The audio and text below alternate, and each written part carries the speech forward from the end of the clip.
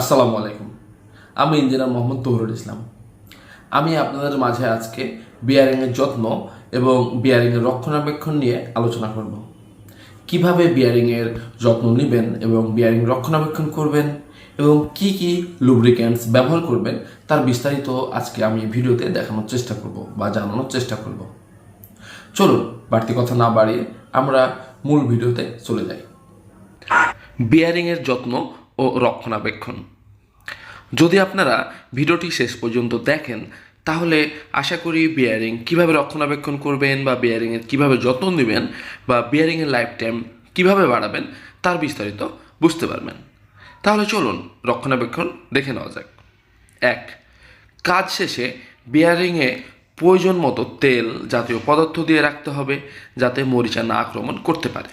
তাহলে বুঝতে পারছেন, যখন বিয়ারিংয়ের অপারেশন শেষ হবে বা যে বিয়ারিংগুলো বাইরে থেকে লুব্রিকেন্ট ব্যবহার করা যায় সেই বিয়ারিংগুলোর অপারেশন শেষে প্রয়োজন মতো তেল জাতীয় পদার্থ দিয়ে নিতে হবে যেন বিয়ারিংয়ে মরিচা না পড়ে। এবার আমরা 2 নাম্বারটি দেখে নেব।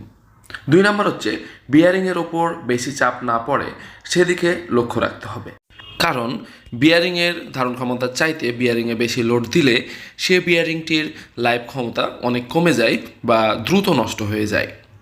বিয়ারিংয়ের লোড নিয়ে বা বিয়ারিং লোড ক্যালকুলেশন করে ব্যবহার করাই উত্তম। বিয়ারিংয়ের লোড ক্যাপাসিটি নিয়ে আমার পূর্বে একটি ভিডিও দেওয়া আছে, আপনারা চাইলে সেটি দেখে নিতে পারেন।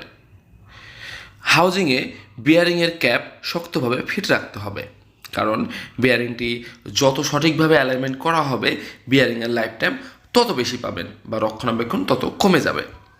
3 নাম্বার, যে সকল মেশিনে বিভিন্ন প্রকার বিয়ারিং ফিট করা থাকে মেশিন চালানোর পূর্বে ওই বিয়ারিংগুলোতে গিরিজ বা তেল জাতীয় দ্রব্য দিয়ে কাজ করতে হবে। তাহলে বুঝতে পারছেন যে মেশিন চালানোর পূর্বে মানে মেশিনটি রান করার পূর্বে যে সকল বিয়ারিংগুলোতে বাইরে থেকেই লুব্রিকেন্ট দেওয়া যায় বা গ্রিজ বা তেল দেওয়া যায় সেগুলোতে ভালোভাবে গ্রিজ বা তেল দিয়ে মেশিনটি অপারেশনে যেতে হবে। 4 নাম্বার, মেশিন কাজ করার সময় লক্ষ্য রাখতে হবে যাতে ঘর্ষণের কারণে বিয়ারিংগুলির তাপমাত্রা 60 ডিগ্রি সেন্টিগ্রেড থেকে 70 ডিগ্রি সেন্টিগ্রেডের বেশি না হয়। যদি তাপমাত্রা বিয়ারিংয়ের ধারণার ক্ষমতার চাইতে বেশি হয়ে যায় তাহলে বিয়ারিংটি দ্রুত নষ্ট হয়ে যাবে এবং বিয়ারিংয়ের লাইফ টাইম কমে যাবে। কিছু কিছু বিয়ারিংয়ের ক্ষেত্রে টেম্পারেচার অনেক বেশি থাকে বা হিটপ্রুফ বিয়ারিংও থাকে, সেক্ষেত্রে এই টেম্পারেচার তেমন প্রযোজ্য হবে না।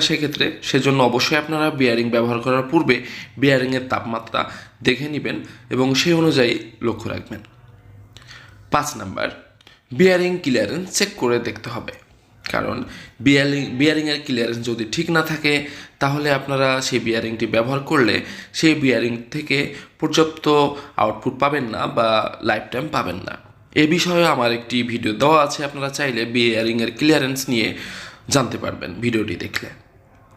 6 নম্বর, লো অয়েল প্রকৃত ভিক্সোসিটি থাকতে হবে এবং পরিষ্কার থাকতে হবে, মানে বিয়ারিংয়ে যে লুব অয়েলগুলো আমরা ব্যবহার করব সেই লুব অয়েলের যেন ভিক্সোসিটি অবশ্যই ঠিক থাকে এবং লুব অয়েলটি যেন পরিষ্কার পরিচ্ছন্ন থাকে। মানে অনেক লুব অয়েল আমরা ব্যবহার করে থাকি যেগুলো অপরিষ্কার বা ড্রাস্ট থাকে, যে ড্রাস্টের কারণে বিয়ারিং অতি দ্রুত নষ্ট হয়ে যায় এবং বিয়ারিংয়ের লাইফ টাইম পাওয়া যায় না। এবার দেখব বিয়ারিংয়ে কী কী লুব্রিকেন্ট ব্যবহার করা হয়, যেটি অনেক অনেক গুরুত্বপূর্ণ। কারণ যদি আপনি কী কী লুব্রিকেন্ট ব্যবহার করা প্রয়োজন সেটি না জানেন তাহলে আপনি বিয়ারিং রক্ষণাবেক্ষণ বা বিয়ারিংয়ের যত্ন নিতে পারবেন না।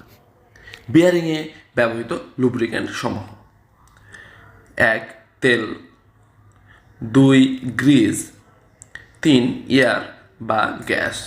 তাহলে বুঝতে পারছেন যে বিয়ারিংয়ে মূলত এই সকল ধরনের লুব্রিকেন্ট ব্যবহার করা হয়ে থাকে: তেল, গ্রিজ, এয়ার, গ্যাস। তেলটা আপনার প্রয়োজন অনুযায়ী মানে বিয়ারিংয়ের প্রয়োজন অনুযায়ী ভিক্সোসিটি দেখে একদম পরিষ্কার পরিচ্ছন্ন ইনটেক তেল ব্যবহার করার চেষ্টা করবেন। গ্রিজও সেম, এয়ার ও গ্যাস কিছু কিছু বিয়ারিংয়ে ব্যবহার হয়ে থাকে, যা দেখলেই বুঝতে পারবেন।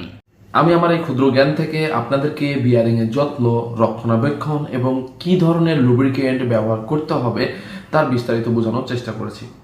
আশা করি বিয়ারিংয়ের রক্ষণাবেক্ষণ বা যত্ন নিয়ে আর কোনো কোশ্চেন থাকার কথা না। যদিও থাকে তাহলে অবশ্যই কমেন্টস করে জানাবেন।